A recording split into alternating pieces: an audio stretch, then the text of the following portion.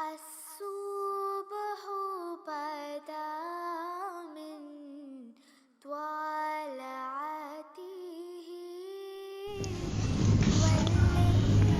رہنما کی اہمیت۔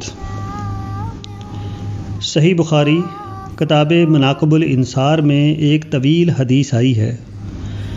خلیفہ اول ابو بکر صدیق رضی اللہ تعالی عنہ سے ایک خاتون نے پوچھا کہ دین کا معاملہ کب تک درست رہے گا؟ حضرت ابو بکر صدیق رضی اللہ تعالی عنہ نے جواب دیا، دین صحیح پر تم لوگ اس وقت تک قائم رہو گے جب تک تمہارے رہنما درست رہیں۔ کوئی تحریک خواہ وہ اچھی ہو یا بری، ہمیشہ رہنما طبقہ اس کو چلاتا ہے۔ کسی قوم کا رہنما طبقہ ہی اس قوم کا ذہن ساز طبقہ، اوپینین میکر کلاس ہوتا ہے۔ وہی عوام کو کسی ایشو پر موبلائز کرتا ہے، وہی لوگوں کو ابھار کر کسی محاذ پر کھڑا کرتا ہے۔ کوئی تحریک خواہ بظاہر عوام کے نام پر اٹھی ہو، حقیقتاً وہ کچھ رہنماؤں کی اٹھائی ہوئی ہوتی ہے۔ کسی معاملے کی نوعیت کو عوام نہیں سمجھ سکتے، یہ صرف خواص ہیں جو اس کی واقعی نوعیت کو سمجھتے ہیں اور عوام کو رہنمائی دیتے ہیں۔ یہی رہنمائی کسی قوم کے مستقبل کے لیے فیصلہ کن ہوتی ہے۔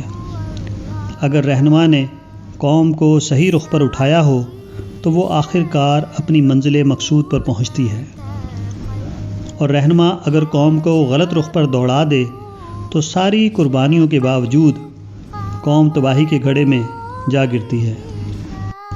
وہ پانے کے بجائے کچھ اور کھو دیتی ہے۔ کسی قوم کی عملی زندگی میں رہنما کا رول بے حد نازک ہوتا ہے، اس لیے ضروری ہے کہ رہنما آخری حد تک سنجیدہ ہو، کیونکہ اس نے اگر قوم کو غلط سمت میں دوڑا دیا تو اس کے بعد جو تباہی آئے گی اس کی ذمہ داری سب سے زیادہ اسی رہنما پر ہوگی۔ دریا میں تیرنے کے لیے وہی آدمی اترتا ہے جو تیراکی کا فن جانتا ہو۔